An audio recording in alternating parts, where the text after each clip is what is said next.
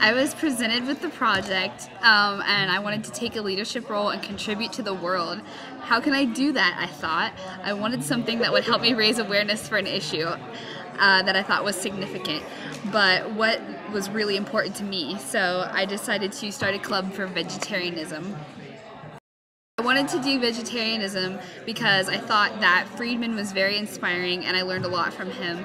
And I also really love this issue because I like to help things that can't help themselves, like animals, and I felt that it's my duty to try and help them. I went to my friend Mrs. Bacon and discussed my ideas with her. She wanted to help me by being my club advisor, and we discussed recipes, posters, and ways to get kids to our first meeting, and we decided to show some movies and present some information to them on vegetarianism and how to be a vegan. But no one showed up, which I sort of expected, and I was a little disappointed by this because I prepared a lot of materials and spent a lot of time and I got no results. I wasn't sure what to do, so we talked to the vice principal who suggested teaching different classes as a way to get my message across, and that's what we did. So not sure what to do, we kind of forged ahead looking for teachers whose classes I could kind of intercede and take over for a little bit. And we made lesson plans and we got together with different teachers of some sorts. And so Mrs. Bacon and I met with Mrs. Hedgecock, who was the Food for Life teacher, and a cattle farmer who really didn't like my ideas on vegetarianism and really didn't want me to teach. So we had a bit of a problem trying to get her class available for my lesson plan. So I went to my friend Mr. Prey, who is a teacher also, and I kind of vented to him on how unhappy I was with Mrs. Hedgecock, and he said that you're more than welcome to teach in my economics class. So I was really grateful to him that he was allowing me the chance to spread my message. So I worked really hard preparing materials for the class. I made some vegan cookies to give out to the kids, and we watched a movie from Mercy for Animals, and so they got a good taste of every kind of thing that I could offer them. And so I taught the class, and I was really surprised by the results. The kids were really open to the new information and really liked learning about it. A couple of them said the next day that they couldn't eat their chicken nuggets for dinner that night, so I was pretty proud of myself that maybe I had made a little bit of a difference.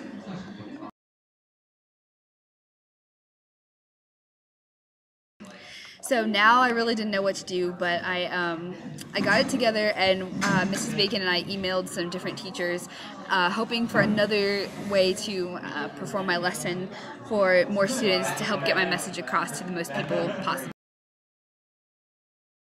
And while I was in the midst of doing this and emailing the different teachers, I decided to sneak into Mrs. Hedgecock's room, ninja style, and present some vegan materials and leave them on her desk so she could have something to look at and maybe eventually see the weight of my message. And finally, I was able to teach another lesson for one of my English teachers, Mrs. Gardner. And Mrs. Gardner let me teach, and I did a really good job, and the kids were, again, really responsive, like I didn't know that they would be. So we got a good turnout there as well.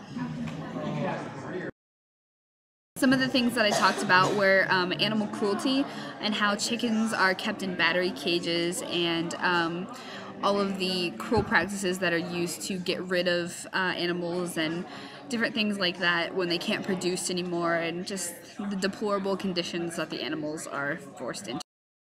Another of the points that I covered was health and how not eating meat affects your health in a positive way, and less risk for heart disease and all kinds of unhealthy things like that, and how a vegetarian diet is a really good thing for everybody. And one of the things that I focused on the most was getting a big point across that it really affects the economy, and the economy is a big part of vegetarianism and how it can help us save the world. I spent a lot of time thinking and reflecting over the project and wondering maybe if this was the best course of action for me and how I had impacted other people and how I had made a contribution to my community, and this was a really big thought process for me for this whole project. One of the things that I thought about was how well this affected other people, and obviously it must have affected them pretty good since they were all reconsidering their meat-eating habits and the impact that it had on everybody else. I think was a pretty good impact overall, so I think my project accomplished what it was supposed to in that regard. This project impacted me really good as well. It helped me get a sense of, that I can really make a difference in my community if I try and if I put my mind to it. And I can really, uproot some change if I try my hardest. I'm going to continue for the rest of my life to be a big part of Mercy for Animals and PETA and help get the message out that meat eating is wrong, and that any way that you can to help animals and to help yourself be healthy is a good thing to do. So I'm going to continue this. So what do you put on the last slide of a Pachachka presentation? I have absolutely no idea. So here's your last slide, everybody.